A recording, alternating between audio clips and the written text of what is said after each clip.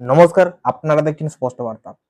তো এখন আমি যে বিষয়টা নিয়ে আলোচনা করব এটা হচ্ছে যে লটারি প্রাপ্তির যোগ।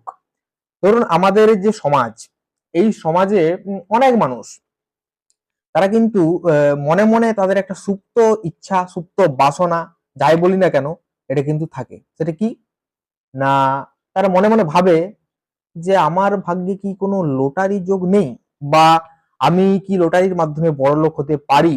এই যে চিন্তাটা, এটা কম বেশি প্রত্যেকের মধ্যেই, কেউ হয়তো সেটা প্রকাশ্যে বলে, আবার কেউ এটা গোপনে রাখে, কিন্তু এই যে ভাবনাটা, এটা কিন্তু মনের মধ্যে অনেকেরই কিন্তু চলে।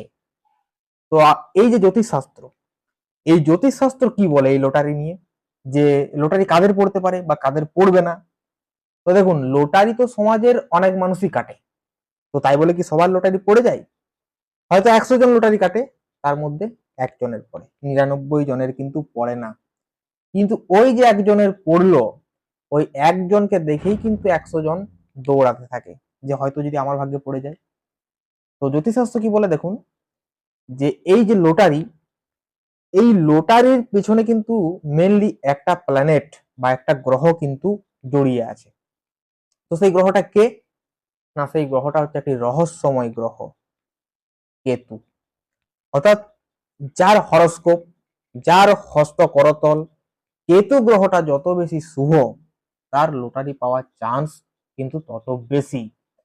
ধরুন আপনার হরস্কোপ বা আপনার হাতে কেতু শুভ নয়, অথচ আপনি দিনের পর দিন লটারি কেটে যাচ্ছেন।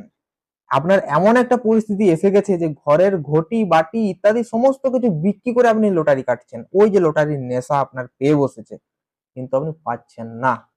কারণ আপনার কেতু গ্রহটা কোনো না কোনো ভাবে প্রবলেম আছে বলেই আপনার এই অবস্থা। আরেকটা জিনিস কি, না এটা নিয়ে বুঝতে গেলে প্রথমে জানতে হবে কেতুর স্বরূপকে নিয়ে। কেতু কি কি জিনিসকে দেখে? না, কেতু আমি প্রথমেই বললাম একটা রহস্যময় প্ল্যানেট। কেতু তার যে বডি, মানে অ্যাকচুয়ালি তার যে মস্তক, সেটা কিন্তু নেই। ধরুন কারোর যদি মাথা না থাকে, সে কি কিছু দেখতে পাবে? দেখতে পাবে না। অর্থাৎ কানার মতো কাজ করায় মানুষকে কেতু।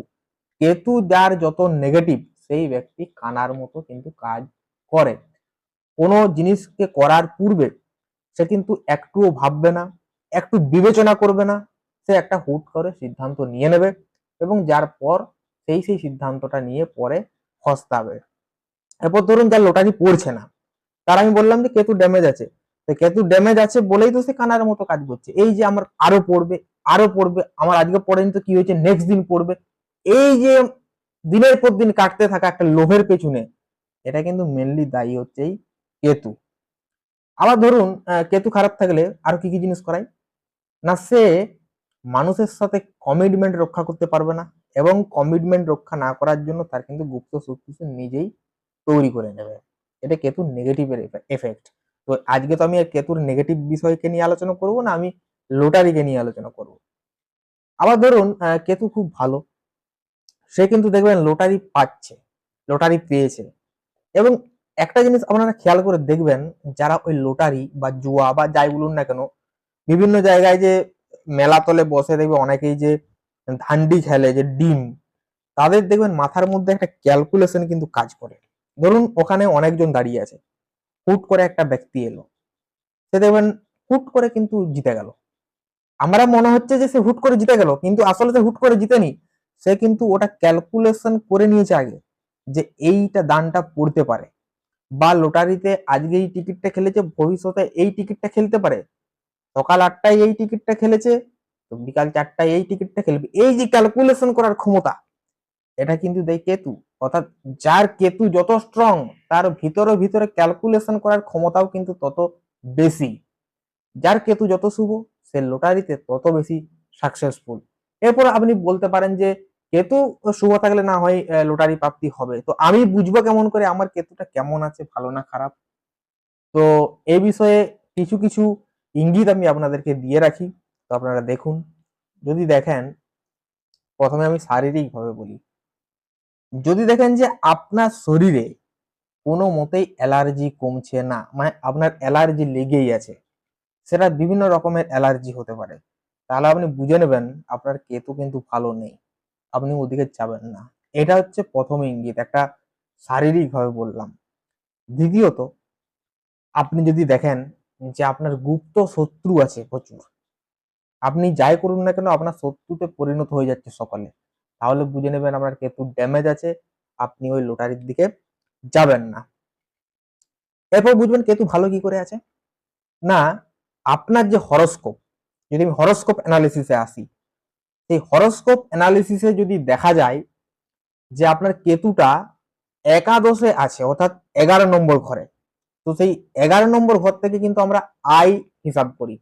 ওই একাদশে যাওয়ার কারণে কেতু আপনার জীবনে কিন্তু ফাটকা লটারি একবার না একবার হলেও পড়বে। এই একাদশে কেতু থাকলে কিন্তু তার জীবনে লটারি অবশ্যই কিন্তু তাকে দেয়। এটা হলো অ্যাস্ট্রোলজিক্যাল ভাবে হরোস্কোপের অ্যানালিসিস। এরপর আপনি বলবেন যে আমার তো হরোস্কোপ নেই, আমার ডেট অফ বার্থ নেই, আমি কি করে বুঝবো আমার লটারি যোগটা আছে নাকি?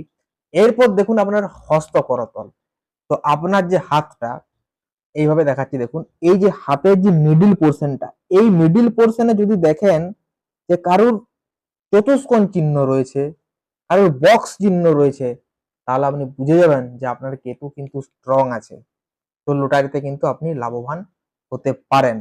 অর্থাৎ অ্যাস্ট্রোলজিক্যালি ভাবে যদি আমরা বিচার করি, কেতু যদি কারো শুভ থাকে তার অবশ্যই কিন্তু লটারি প্রাপ্তি ঘটে জীবনে। কেতু যদি শুভ না থাকে, সে যতই চেষ্টা করুক না কেন, তার কিন্তু লটারি প্রাপ্তি জীবনে কখনোই হবে না। লটারি প্রাপ্তির যে নেশা, এটা কিন্তু নেগেটিভ কেতুর কারণে হয়। যার যত কেতু নেগেটিভ, সে লটারি কিন্তু পায় না, কিন্তু তার লটারি কাটার যে নেশা, সেটা কিন্তু তাকে ছাড়বে না। অর্থাৎ লটারি পেতে গেলে আমাদের কেতুকে জন্ম ছকে হস্ত করতলে শুভ হওয়াটা অত্যন্ত জরুরি। কেতু যার যত শুভ, লটারিতে সেই ব্যক্তি তত বেশি সফল। তো এই ছিল আজকের আলোচনা। নমস্কার, সঙ্গে থাকুন।